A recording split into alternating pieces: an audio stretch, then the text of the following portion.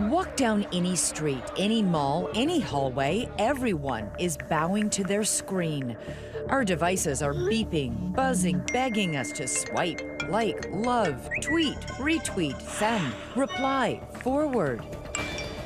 FaceTime, Snapchat, Instagram, Twitter, Tumblr, Vine, Kick. This is Brooke, a California teenager. She's 15 years old now and a self-professed recovering cell phone and social media addict. How long was she on her phone each day? When she got home from school at 3 o'clock until she went to bed at 9. It was more. It was more. Brooke says she would be up until 4 o'clock in the morning and later. Second a text went off, a second, someone Snapchats me or FaceTimes me, I always answered, and I always waited and waited and waited for someone to reply. It was like my heart. I couldn't put it down. Teenagers have always had a fear of missing out, but it's just mushroomed. It's nuclear. And Brooke's selfies reveal a troubling progression, imitating bad behavior she was exposed to online with her phone. The more she started to change and act out, the more we started to really clamp down. Mm-hmm. And then that created anger. Brooke was always 2 clicks ahead of her parents, Jim and Stephanie. I was constantly making different accounts. I had 6 accounts on Instagram. I had multiple Snapchats. I changed the usernames, the passwords. I would block them. We took her phone, she'd go and buy someone else's phone. How are you so smart about all this? Honestly, I don't know. It was like they took my phone and I just panicked. Anytime her parents took the phone away, Brooke would go ballistic. It was like a knockdown, drag-out fight, practically, to get that phone out of her hand. She would say that, without my phone, I have nothing. There was no relationship. We were just a means to provide her with food and shelter and money. And a phone. And a phone. And a phone. A winter night in Michigan, an ordinary house on an ordinary street. People just trying to get some sleep. But somebody's up late, trigger-happy with that rat-a-tat keyboard on a computer playing first-person shooter video games. The boy in the bedroom is Josh. He's 14 years old, and his parents, Al and Christina, say he won't stop, can't stop playing. What's a typical day in Josh's life? Sleeping until 11, 12, and then he would be on until 1, 2 in the morning. 12 hours. Easily. Easily 12. Yeah. They say Josh's obsession began in 8th grade when he built himself a gaming computer and installed it in his room. Get out. You think that was the turning point? Oh, definitely. Yeah, that was much more exciting to be on and much more addictive. Josh says he's playing up to 60 hours a week. Josh has been in his room since 4 o'clock, nearly 5 hours gaming. But why didn't you just take the computer away? I don't understand. Because when we did take it away, there was a lot of problems in our house with his behavior.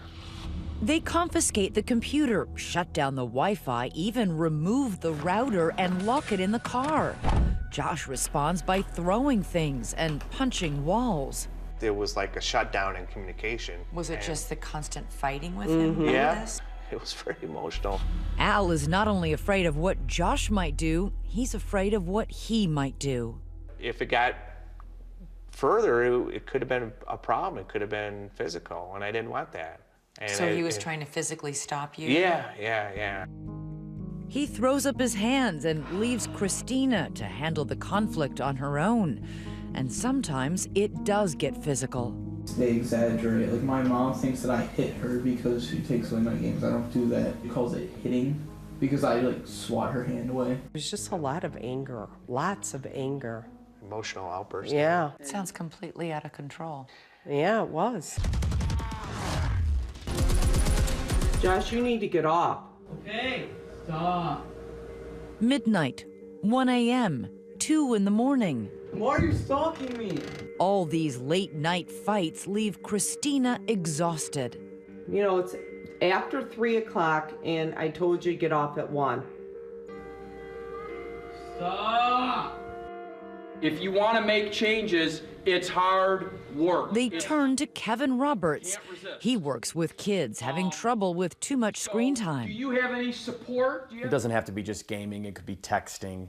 It could be the smartphone. Roberts is the author of Cyber Junkie and Get Off That Game Now. Your mother is afraid to get rid of the video game system and the computer because she's afraid of how you'll react. It's not my fault that she's scared of me.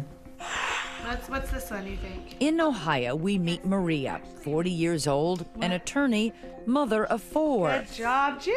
She's not a single mother, it just seems that way. She has a husband, Chris, aged 44, but you can't meet him right now because although Chris and Maria have built a life together, careers, a nice home, beautiful children, on any given evening, Chris is down in the basement, past the pink castle and the buckets of children's toys.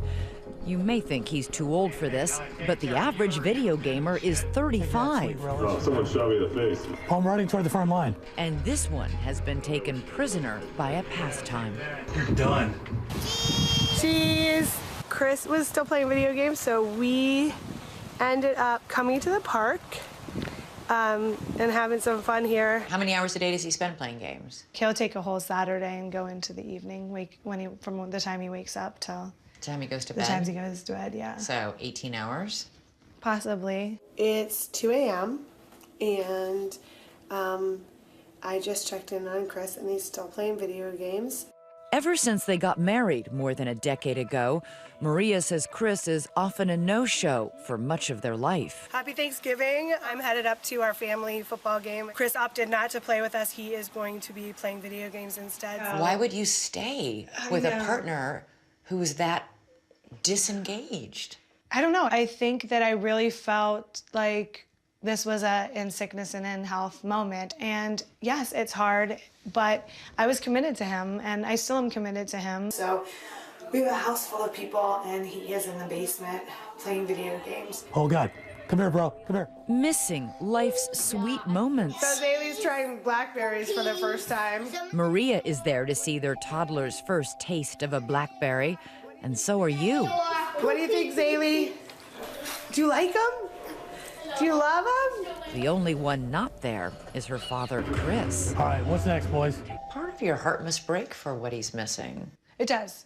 They're living in a split screen. Chris gets online, Maria gets the kids in line. Playtime for him, bath time for her. Downstairs, play. Upstairs, pray. I am going to go to bed because I'm super tired. This is how we function, and this is how we do it.